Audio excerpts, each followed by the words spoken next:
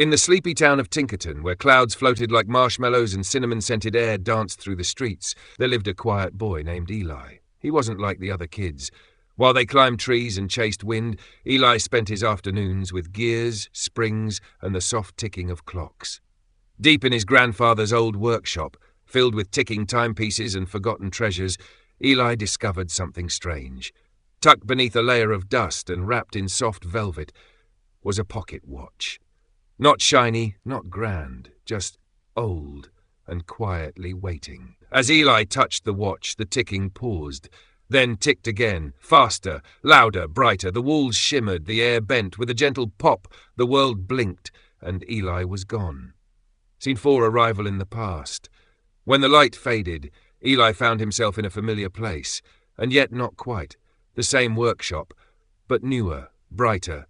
There, at the workbench, sat a boy who looked a lot like his grandfather, only younger. "Whoa," the boy said, eyes wide with wonder. "Where did you come from?" "I think I'm from your future," Eli whispered, holding up the watch. And instead of fear, the boy smiled. Because time, when shared between kind hearts, feels like magic. The boys spent what felt like hours, or was it days, fixing broken clocks, mending music boxes, and dreaming up ideas far beyond their time. They laughed, tinkered, and talked like old friends who had just met. As the watch began to glow again, Eli knew his time was running out. "I guess I have to go now," he said. The boy nodded, pressing a tiny gear into Eli's hand.